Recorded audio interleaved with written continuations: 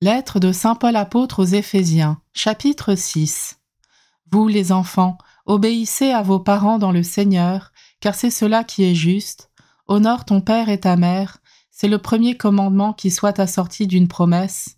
Ainsi tu seras heureux et tu auras longue vie sur la terre. Et vous, les parents, ne poussez pas vos enfants à la colère, mais élevez-les en leur donnant une éducation et des avertissements inspirés par le Seigneur.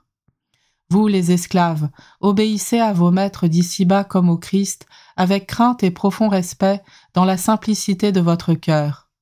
Ne le faites pas seulement sous leurs yeux par souci de plaire à des hommes, mais comme des esclaves du Christ, qui accomplissent la volonté de Dieu de tout leur cœur, et qui font leur travail d'esclaves volontiers, comme pour le Seigneur et non pas pour des hommes. Car vous savez bien que chacun, qu'il soit esclave ou libre, sera rétribué par le Seigneur selon le bien qu'il aura fait.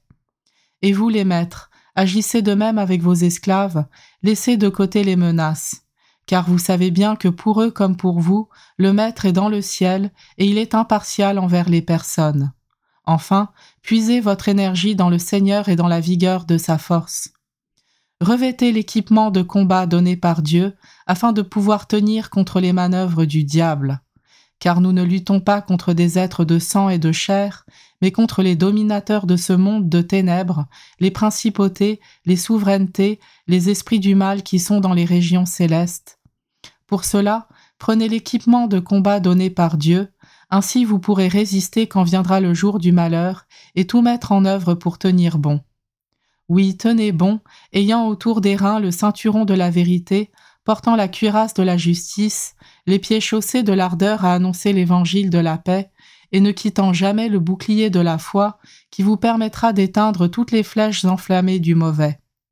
Prenez le casque du salut et le glaive de l'esprit, c'est-à-dire la parole de Dieu.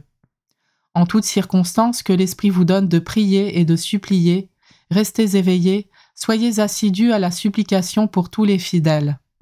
Priez aussi pour moi, qu'une parole juste me soit donnée quand j'ouvre la bouche pour faire connaître avec assurance le mystère de l'Évangile, dont je suis l'ambassadeur, dans mes chaînes.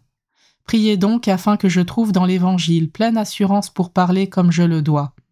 Et vous, vous saurez ce que je deviens et ce que je fais, car Tychique, le frère bien-aimé, le fidèle ministre dans le Seigneur, vous informera de tout. Je l'envoie spécialement auprès de vous, afin que vous ayez de nos nouvelles et qu'il réconforte vos cœurs. Que la paix soit avec les frères ainsi que l'amour et la foi, de la part de Dieu le Père et du Seigneur Jésus-Christ. Que la grâce soit avec tous ceux qui aiment notre Seigneur Jésus-Christ d'un amour impérissable.